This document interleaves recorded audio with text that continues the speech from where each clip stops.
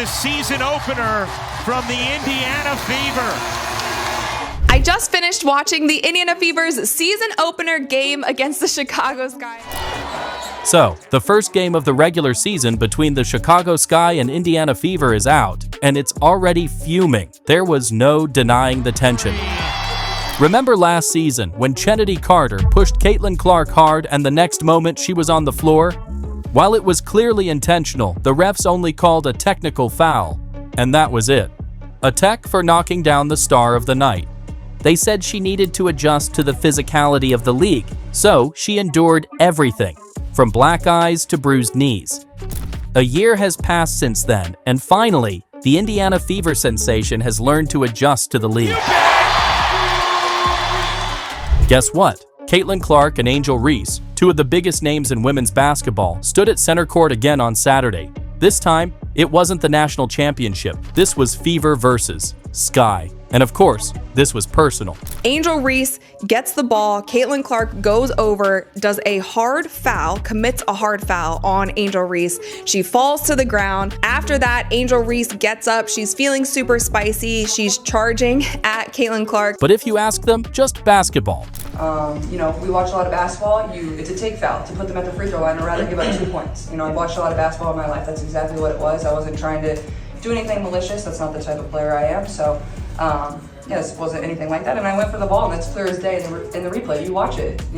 With 4:38 left in the third quarter of what became a blowout win for the Indiana Fever, 93-58 over the Chicago Sky, the spark lit up.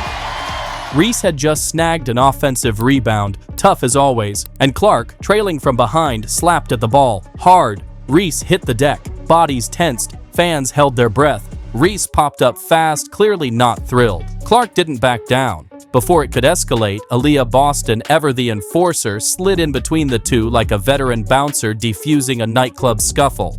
The refs took their time, reviewed the play. When it was all sorted out, Clark's foul got upgraded to a flagrant one.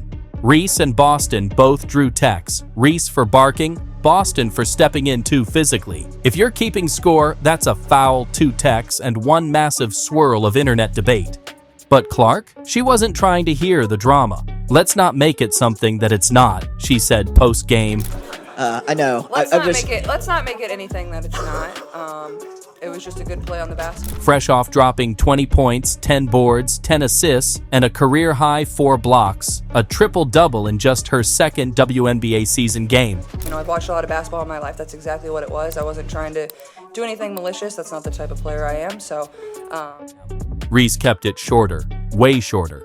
A basketball play, she said, and that was that. When a reporter tried to get her to expand, a team spokesperson stepped in. She's answered it. Even her new head coach, Tyler Marsh, towed the line. A basketball play, he echoed. Basketball play, refs got it right. Move on.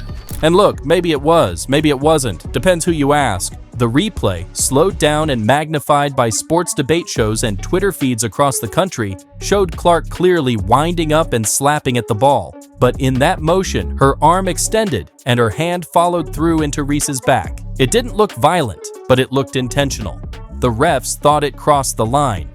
Crew Chief Roy Gulbion broke it down clinically. The foul on Clark met the criteria for flagrant 1 for wind-up, impact, and follow-through, deemed not a legitimate basketball play. To Clark, though, it was textbook. Went for the ball, and that's clear as day in the replay. You watch it. It shouldn't have been upgraded, but again, that's up to the ref's discretion. Still, the energy in the building shifted. Reese missed the first of her 2 flagrant free throws, but nailed the second. Chicago followed up with a layup, cutting the Fever's lead to 11. For a moment, the Sky had momentum. Then came the storm. Indiana rattled off 9 unanswered points to close the quarter, pushing their lead to 20. Game over, just like that. Coach Stephanie White, now fully in command of her Fever squad, didn't think much of the dust-up either. Back is good. Look, nobody's going to get anything easy against us. We're going to be a tough defensive team. I thought it was a clear play on the ball as well.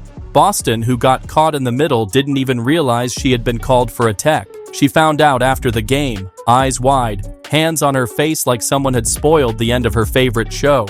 Wait, what? I got the tech? I didn't know that. Oh, First of all, no! And here's the thing, none of this is new. Clark and Reese have history, a lot of it. Their rivalry is basically the storyline of modern women's basketball. It started in college when Reese's LSU Tigers beat Clark's Iowa Hawkeyes for the 2023 title, and Reese waved her hand in front of her face in that now iconic "you can't see me" taunt.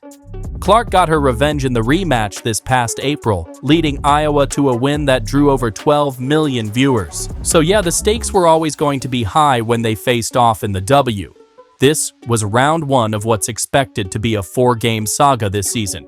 Indiana took this one easily. 3 more to go, and if history tells us anything, they'll all be charged. Beyond the rivalry, Clark's performance was the story of the night. Her 3rd career triple-double was pure command. She controlled pace, she found shooters, she blocked shots, she got her team locked in, and she showed again why she's not just a name, she's a force. She's fearless, Coach White said recently, and the way she competes, she raises the level of everyone around her. Angel Reese? She was solid too. 12 points, 17 boards, grinding like she always does, fighting for every inch. This wasn't some catfight. This wasn't bad blood spilling over. This was 2 elite competitors doing what they do. It got physical, it got chippy, it got real, and it's just getting started. But if you watch closely, Reese actually settled in pretty well after that early burst of emotion. Yeah, she came out fiery, but by the second half, she was composed, confident, and looked like she belonged. So what's next? This early season showdown wasn't just about the final score. It was a spark that reignited the Reese versus Clark rivalry that's been simmering since college.